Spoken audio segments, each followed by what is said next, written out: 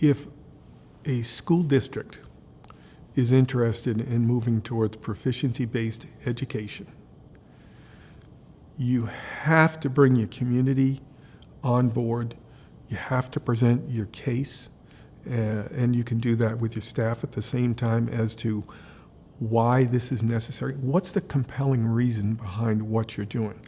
Yeah, clean your plate. You need nothing but focus. Like, you need so much time, and start to learn what you don't know, meaning not learning all of the things that you think you need to learn, but just figure out, like, I'm not good at this, I need support in that. I'm really good at this, but I'm not so good in that. And the more that you're self-aware of yourself as a teacher or as a school leader, the better you'll be able to support people through change. And by people, I also mean the students. You have to have support of the school board, you have to have the support of the superintendent, because if, concerns do arise, oftentimes from the community, that's the first place they land.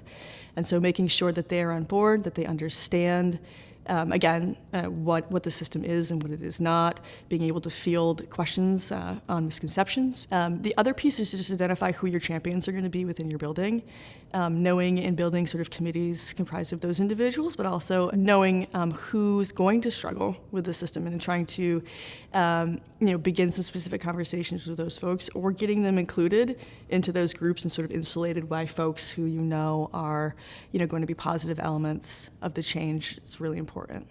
One, I think it's really important that you have a team of people working at your school, and that team has to include teachers. It's really important that the administration is really supportive and believes in the good work of the teachers. One of the things that's contributed to success at our school is that I've never felt like I was being evaluated during the process of experimentation. And that has been essential for allowing me to feel like I can experiment, I can explore, and that's okay. I would say be very planful. Figure out how you're going to communicate to all stakeholders, and do that very, very carefully. Be careful of education speak. Really break things down so people can understand what it is you're talking about.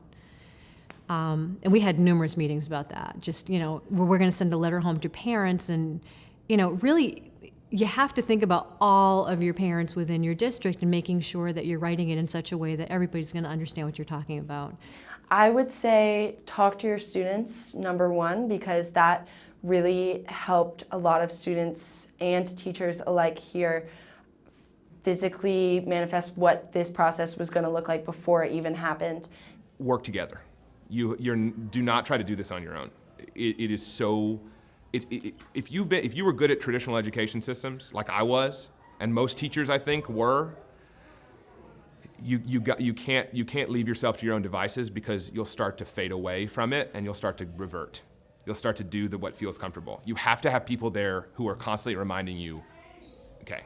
And if you don't have those people, find those people. And if you can find other schools that are doing it, see how they're doing it.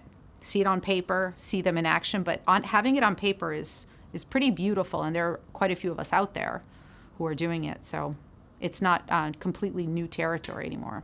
I think it fits in a lot with this, growth mindset that people talk about a lot, is being okay with making a mistake but finding a way to move forward. I think as much as we want kids to do that, we have to remind ourselves to do that too when we're trying out these things, that there's going to be mistakes, and leave space and time for revision and discussions with teachers and colleagues and students too, and just give yourself some time.